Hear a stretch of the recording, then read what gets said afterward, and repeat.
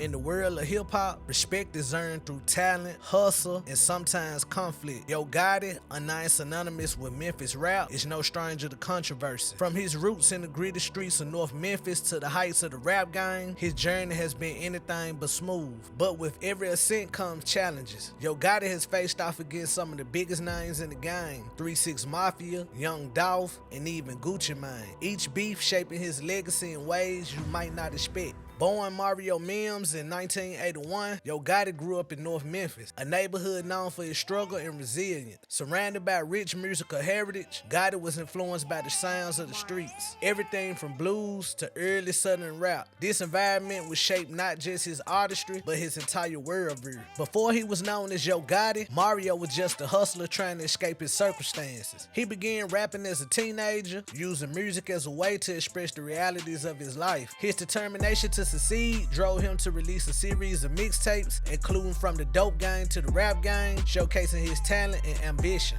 Gotti's big break came in the early 2000s. His mixtape Life gained traction, earning him recognition in the local scene. With each release, he honed his sound, blending street narrative with catchy hooks and slowly building a loyal fan base. By the time he dropped Live for the Kitchen in 2012, Yo Gotti was not just a name in Memphis, he was a force to be reckoned with. But while Gotti was climbing the ranks, he was aware of the shadow cast by 3-6 Mafia. The legends of Memphis had set the bar high, and as he began to gain traction, a sense of rivalry began to brew. Gotti wasn't just trying to prove himself, he was fighting for recognition in a city where the throne was firmly held by the pioneers. Formed in the early 90s, the group helmed by DJ Paul and Juicy J pioneered a dark, menacing sound that set them apart from anything coming out of the South. Their influence stretched far beyond Memphis as they built a cult following with hits like Tear the Club Up and eventually won an Academy Award for their work on Hustle and Flow. To many, 3-6 Mafia were Memphis. As Gotti buzz grew in the early 2000s, he wasn't just making noise on the streets, his name was starting to reach the ears of Memphis rap royalty.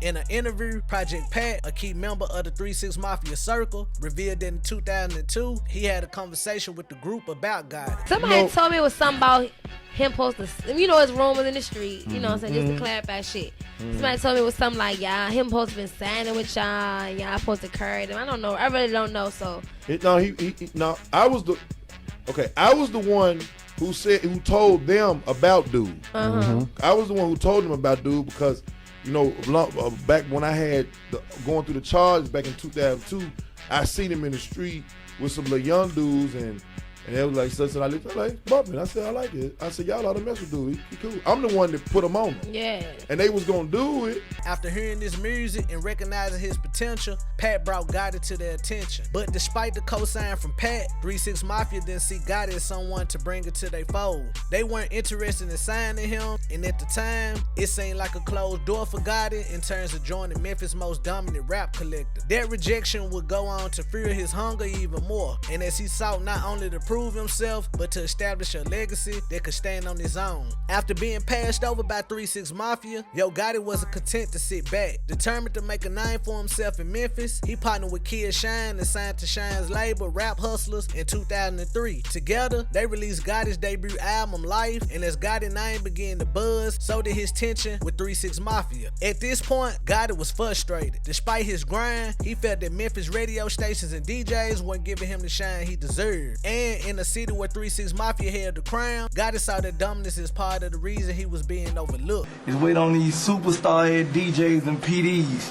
You hear me? Fuck them niggas, man. Them niggas ran so much dick, them niggas should be pregnant. You hear me? For real. I'm talking about, if I sell 2-3 million records, man, niggas treat me like Elvis around here. For real, but these niggas, you know what I'm saying? Them niggas hated on me, man. Niggas didn't want to play my shit.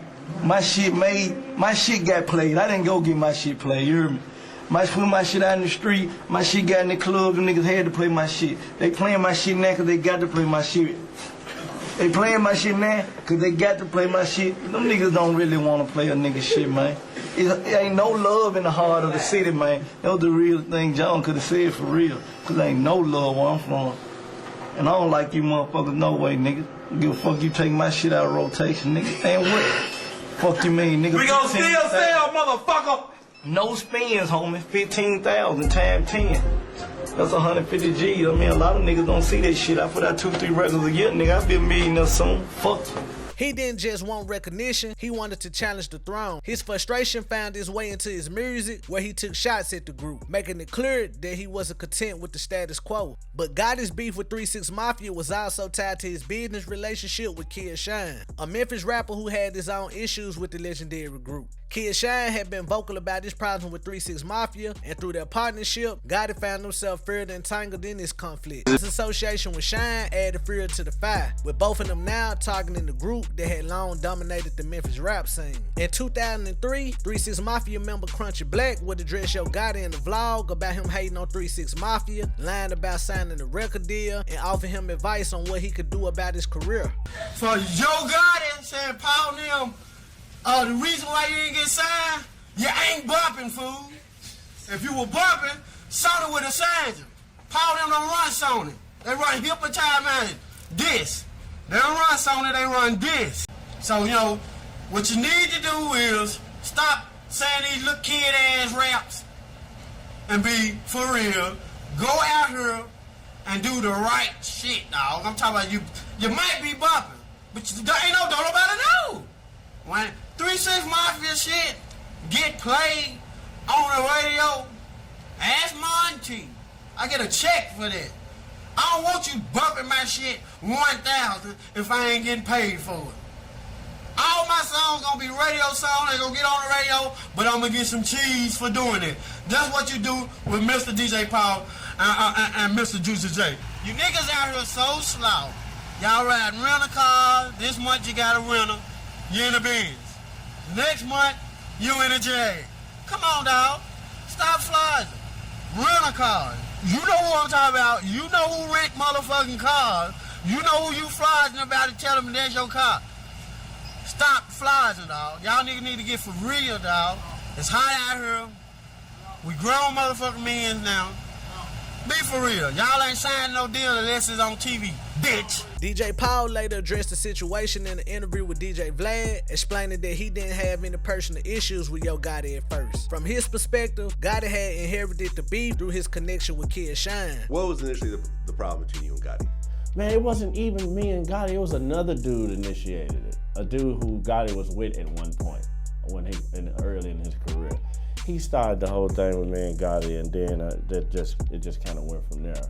Okay. But yeah, it was never really me and Gotti. You know, it's like you know when you go out with on the road with your entourage, and one of them started a fight with somebody else. Did you? Right. You ain't got shit to do with it. It was more like a deal, kind of like that or whatever. Did it ever get bad? No, no. People That's ever why I get said, hurt? man, no, because me and Gotti didn't have a problem with each other like that. No, it never got past anything, but you know, just some he say, she say, okay, blah blah blah, stuff like that. But for Gotti, this wasn't just about standing beside Shine. He was making a claim of his own. Gotti saw 3 6 Mafia as the gatekeepers of Memphis rap, and he was ready to knock the dough down. As tensions reached the boiling point, Gotti decided to make things explicit. In his track, That's What's Up, he dropped a line that left no room for interpretation. With that one line, Gotti turned his frustrations into a direct challenge. It wasn't subtle, it was a bold statement that put the rivalry front and center. Gotti was openly calling out the group that had dominated Memphis, letting everyone know he wasn't interested in playing nice or staying in their shadow. This line sent shockwaves through the Memphis rap scene, showing that Gotti was willing to take on 3 6 Mafia head on, regardless of the consequences. As the years passed, Yo Gotti didn't let up. He continued taking shots at 3 6 Mafia in songs and interviews. We in the town, you know what I mean? It's your boy Yo Gotti, true king of Memphis, you know what I'm saying? I got the block burners with me, and we just in here, man, you know, holding it down, man. Finna go ahead and get on these dice, man, blow a couple stacks, you know what I'm saying? It's all gravy. You know what I'm saying? Cause for sure, we don't stay flat, we stay paid, nigga. Believe that. Determined to make his presence felt. But while Gotti was waging war with words, 3 6 Mafia barely acknowledged him. Instead of engaging, they stayed focused on their own success, racking up accolades that cemented their legacy. They won an Academy Award for Hard Out Here for a Pimp from Hustle and Flow, earned a platinum album, and even landed their own reality show on MTV. While Gotti was fighting for respect, 3 6 Mafia was collecting trophies. By 2010, Yo Gotti was done throwing throwing subliminals. He wanted to make his message loud and clear. That year, he dropped what would become his most notorious diss track, Touchdown. This wasn't just a few slick lines. Gotti took direct shots at former collaborator V Slash, as well as Juicy J and Project Pat. Motherfucker do anything for a chick. Okay, that's cool, but don't fuck around, let Project Pat or Juicy J your ass with. And this time, the hit landed. After years of silence, 3-6 Mafia finally responded. Juicy J fired back with You Ain't North Memphis Like Me, featuring Project Pat and V Slash. You ain't hood, you ain't gangster, you ain't tough, you ain't street, you ain't no Memphis like me. Gotti had been calling for a war, and now he had it. As the years passed, the energy in Memphis began to shift. While 3-6 Mafia had cemented their legacy, their presence in the rap game started to fade. Internal conflict, labor issues, and solo ambitions pulled the group in different directions. Meanwhile, Yo Gotti was doing the opposite. He was building an empire. But behind the scenes, the battle wasn't about music, it was about control. Gotti wasn't just fighting for respect, he was fighting for opportunities that, according to him, were being blocked at every turn. Juicy J wasn't just annoying Gotti, he was allegedly making sure they couldn't even be in the same spaces. If true, this wasn't just rap beef anymore. This was about power, influence, and who really ran Memphis. You know, he doing his thing, I'm doing my thing, so we be in the same spaces a few times here and there. And for some reason, to me, I take it as every time we're in the same facility, the security get higher. Or, you get what I'm saying? Like, if I'm eating, say we at a radio show or something, and you know, they cater the food and I'm eating and, oh, you gotta go. I gotta go for what? I check out today. I'm eating, y'all had the food here for me. You know what I'm saying? And they say, oh, cause Home's coming in the building. We can't have you back here cause he can't come in. Now that's one situation. Another situation, oh, you got to leave because he can't get out the car and come in the building until you get out the building. So to me, I'm taking it, first of all, I'm like, it ain't nothing. So why they keep coming to me with all that? And then another time I was on the way to a club, you know, in Miami. And I called, set up my section, and you know, I'm 4-5 white cars deep on the way, ready to go have a good time. And everything set up, my ball was ready.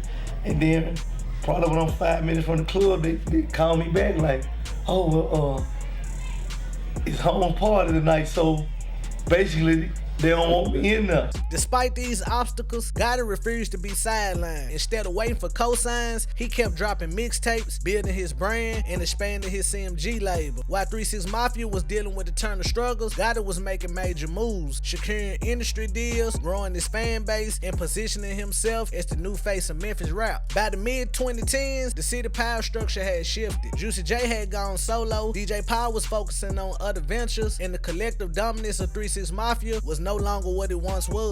Meanwhile, Gotti had taken the throne. His mixtapes were running the streets, CMG was expanding, and the mainstream artists were finally giving him the respect he had fought for. After more than a decade of tension, diss tracks, and silent battles behind the scenes, something unexpected happened. In 2015, at his annual birthday bash concert in Memphis, Yo Gotti made a move that nobody saw coming. He bought out DJ Paul of 3-6 Mafia. What up, 3-6?